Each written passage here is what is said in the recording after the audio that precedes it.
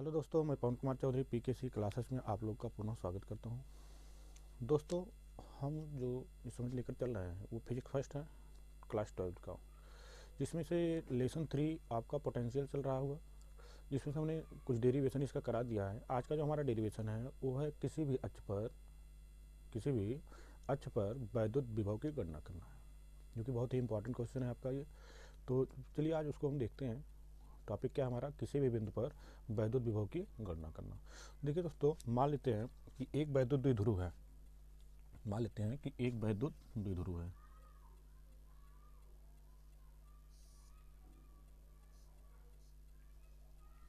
मान लेते हैं क्या है, एक वैद्युत द्विध्रुव है जो माइनस क्यू और प्लस क्यू आवेश से मिलकर बना हुआ है।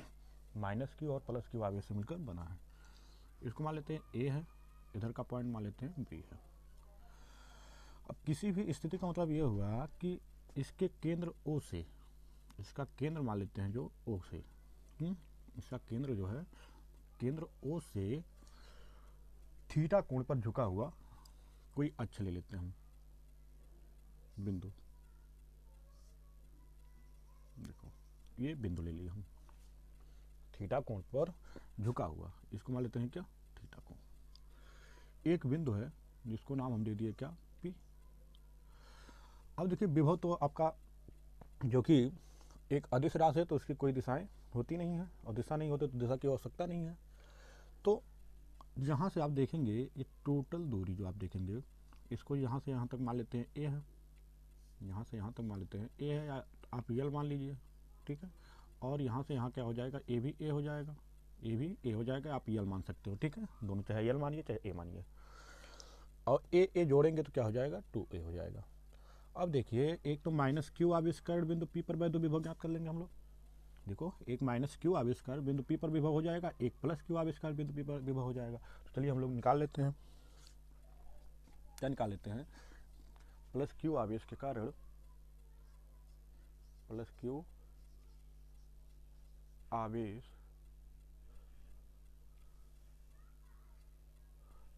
प्लस क्यू आवेश के कारण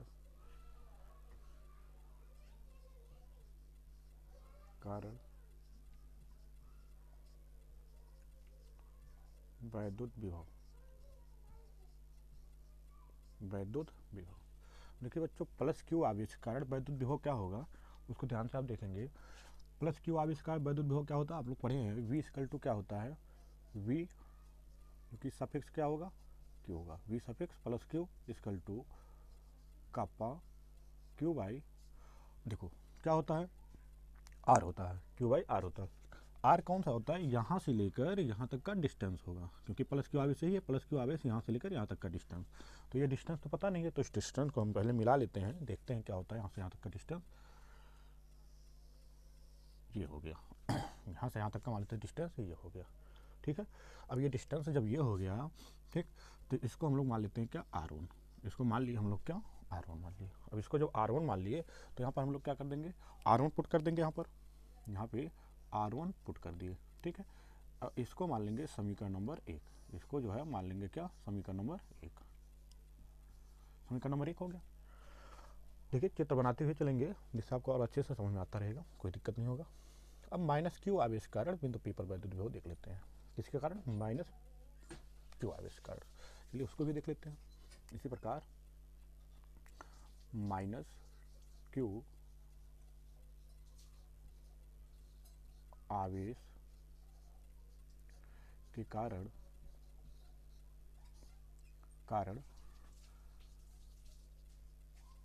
बिंदु पी पर वैद्युत विभव, देखिए यहाँ पर भी लिखे प्लस क्यू आवेश कारण बिंदु पी पर, यहाँ भी लिख लेंगे, नहीं तो कहाँ पता चलेगा, बिंदु कारण बिंदु पी पर वैद्युत विभव,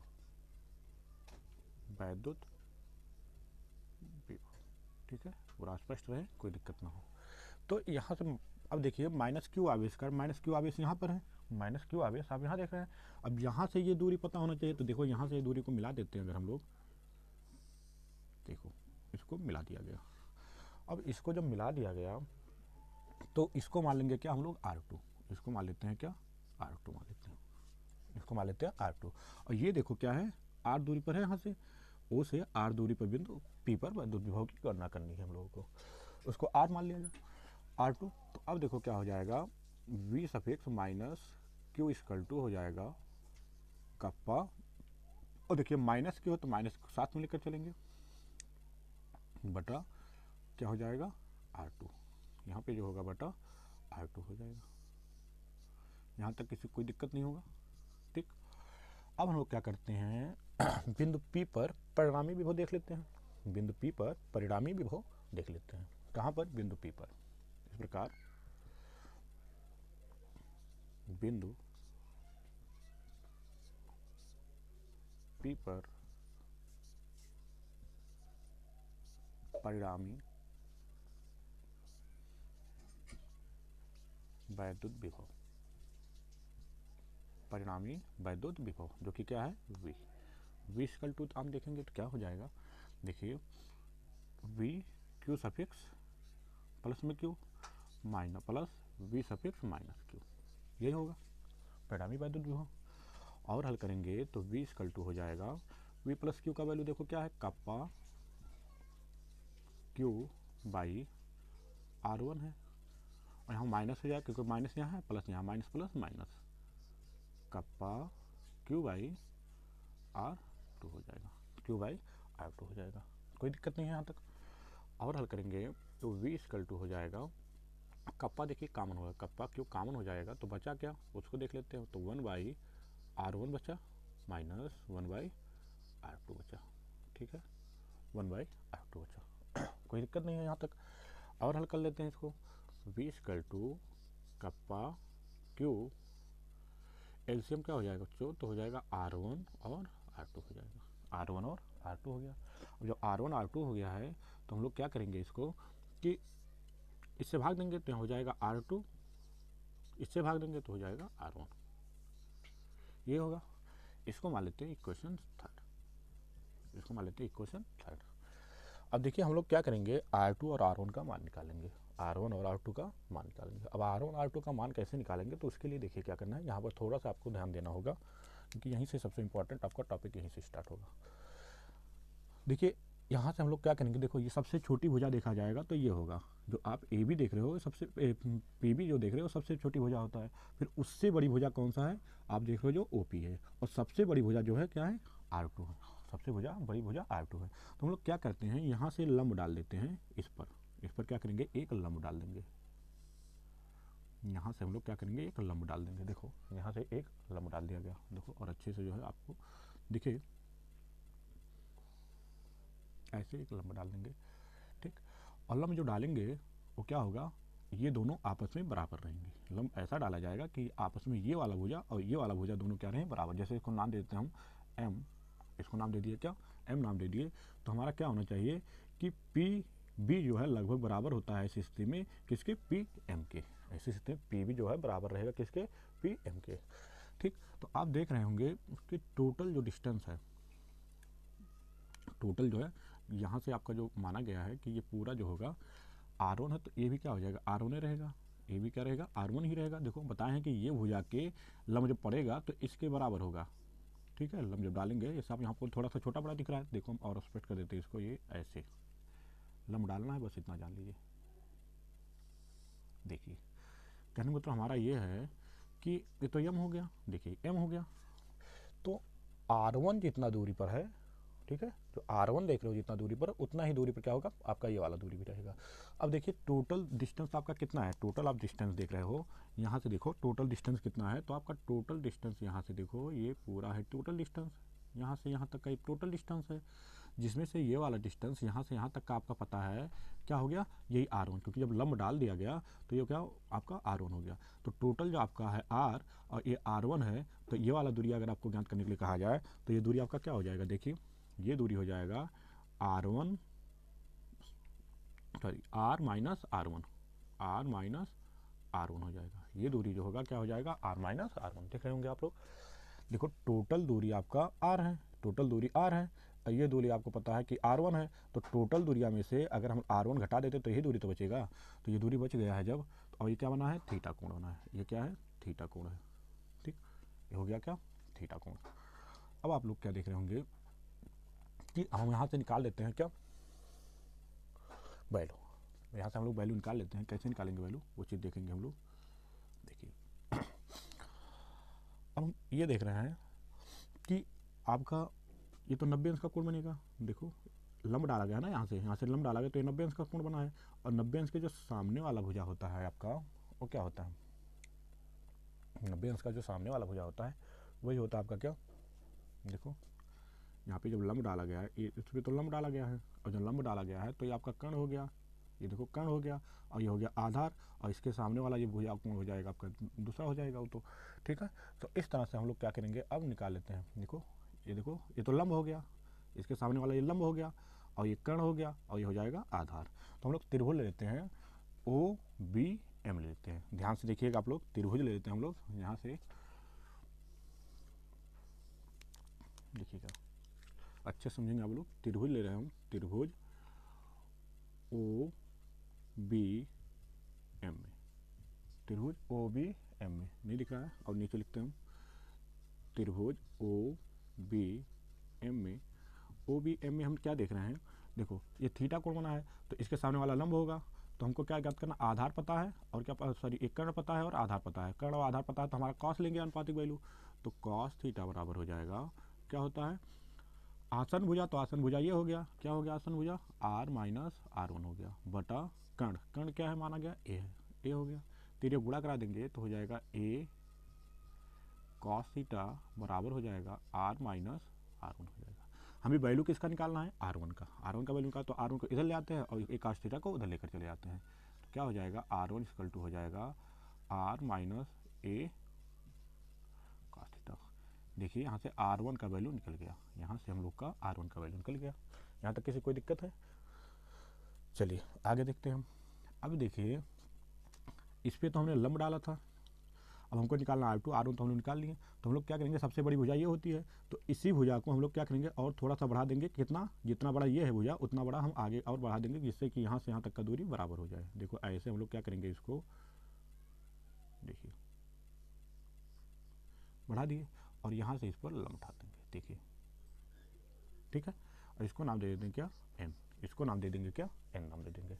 ठीक है, अब n नाम दे दिया गया, तो आपको देखो ये तो हो गया 90 अंश का कोण, और 90 अंश के सामने वाला होता है कर्ण। 90 अंश के सामने वाला ही होता है क्या, कर्ण होता है। अब 90 अंश का सामने वाला कर्ण बन गया, तो आपका देखिए अब एक चीज़ और देखिए, आपको हमने बताया क्या कि इस भुजा को इतना ही बढ़ाइएगा कि यहाँ से यहाँ तक का जो दूरी है और यहाँ तक का जो दूरी है ये बराबर हो जाए। तो बच्चों आप देखिए कि अगर ये r2 था तो इसका मतलब ये भी टोटल डिस्टेंस क्या होगा, r2 होगा। और यहाँ से यहाँ तक का डिस्टेंस क्या है, तो आप देख जानते हैं कि r है। यहाँ से यहाँ तक का डिस्टेंस क्या है, देखो r है ना, यहाँ से यहाँ तक का डिस्टेंस, ये तो यहाँ से यहाँ तक का है ना r। आप इसको कन्फ्यूज मत होइएगा, यहाँ से लेकर यहाँ तक का डिस्टेंस आपका ये है, r1 है। और टोटल डिस्टेंस देखेंगे तो आपका r होता है। तो देखिए अगर हम आपको कहें कि O1 का क्या होगा, तो ON का हो जाएगा, देखो R2 में से हम लोग क्या करते हैं, R को घटा दें, R2 में से R1 को घटा दें, तो यहाँ से लेकर यहाँ तक का डिस्टेंस निकल जाएगा। निकल जाएगा कि नहीं निकल जाएगा, देखो PN का मान क्या हो गया, R2 हो जाएगा, क्योंकि इतना ही बड़ा तो इसको भी खींचा गया है, तो R2 हो जाएगा ये। और टोटल डिस्टेंस यहाँ से यहाँ तक O से लेकर P की दूरी क्या है, R है, तो ये दूरी हमारा R2 है। तो ये दूरी ज्ञात करना हो तो R2 में से ये वाला दूरी घटा देंगे, तो ये दूरी तो बचेगा, ये वाला। चलिए ठीक है, और एक चीज़ देखिए, ये थीटा कोण बना है, तो ये भी क्या बनेगा, थीटा कोण बनेगा। क्यों बनेगा थीटा कोण बच्चों, क्योंकि ये शीर्षाभिमुख कोण है। देखिए अगर ये थीटा कोण है तो ऐसे तो बना रहा है रिलेशन, ऐसे तो बना रहा है, तो ये थीटा कोण है तो ये भी तो थीटा कोण होगा ना, शीर्षाभिमुख का जो है रिलेशन दे रहा है, तो इस प्रकार से आपका ये शीर्षाभिमुख कोण के हिसाब से हो जाएगा। चलिए अब यहाँ से हम लोग निकाल लेते हैं जो है जो R2 का वैल्यू। तो देखिए त्रिभुज लेते हैं ONA, इसी प्रकार त्रिभुज O, या यहीं पर देखो बगल में हम लिख देते हैं, यहाँ पर त्रिभुज लेते हैं, त्रिभुज ONP में कौन सा त्रिभुज लिया है, ONP। अब त्रिभुज ONP में देखो cos थीटा, ये तो लंब हो जाएगा, ये लंब हो जाएगा, ये कर्ण हो जाएगा, ये आधार हो जाएगा। तो यहाँ भी cos ले लेते हैं, देखो cos थीटा बराबर हो जाएगा, क्या हो जाएगा बच्चों, देखो यहाँ हम लोग निकाल लेते हैं क्योंकि आगे अभी काम लगेगा। cos थीटा बराबर क्या हो जाएगा, देखो R2 माइनस R बटा A हो जाएगा, इसका तिरक गुणा करा दो तो A cos थीटा हो जाएगा, इसकल टू क्या हो जाएगा R2 माइनस आर। तो R2 बराबर क्या हो जाएगा, आर को इधर ले आओ, तो इधर ले आओगे तो R प्लस ए कॉस थीटा बराबर यहाँ बचा क्या बच्चों, तो बचेगा R2, बचेगा क्या R2। देखो यहाँ से हम लोग R2 का वैल्यू निकाल दिए, निकल गया ना, यहाँ से कोई दिक्कत तो नहीं होगा। अब हम लोग क्या करेंगे, समीकरण नंबर 3 में R1 और R2 का वैल्यू रख देते हैं, बस ये इतना करना था। समीकरण नंबर 3 में समीकरण नंबर 3 में R1 व R2 का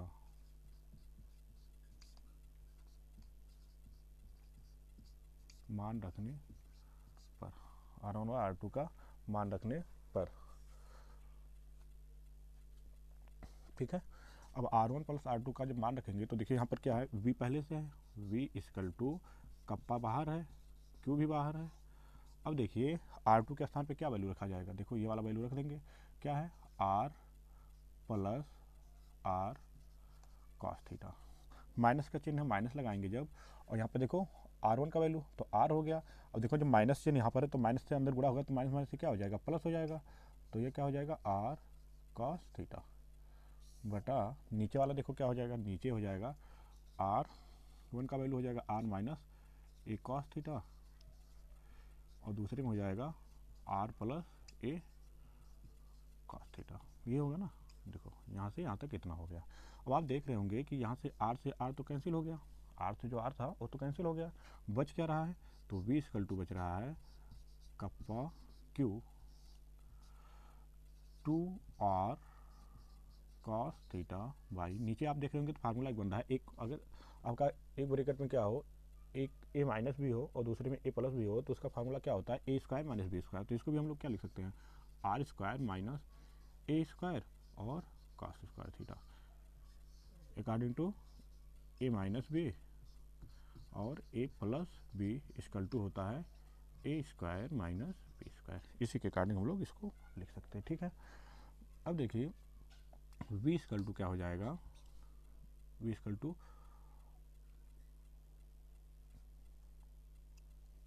देखिए यहाँ पर क्या हो रहा है, आपका जो वैल्यू है ए कॉस थीटा के साथ है, यहाँ पर क्या है ए कॉस थीटा है, ए कॉस थीटा है, यहाँ पर देखो आर 2 बार हो गया तो ए क्या रहेगा, ए कॉस थीटा रहेगा, तो यहाँ पर क्या रहेगा, ए रहेगा, यहाँ पर जो है वो क्या है, ए है, ठीक है।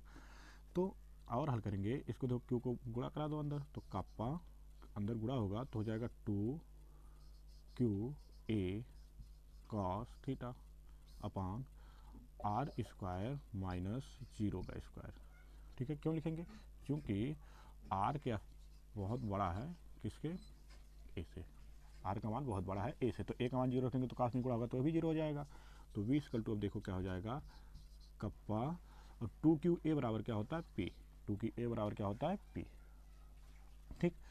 और आगे क्या है कॉस थीटा, और y क्या हो जाएगा आर स्क्वायर, या इसी को सही रूप में लिखेंगे तो हो जाएगा, कभी बुक में आपको ऐसे भी मिलेगा 1/4 पाई एप्सिलॉन नॉट, ठीक, और p cos theta by r square.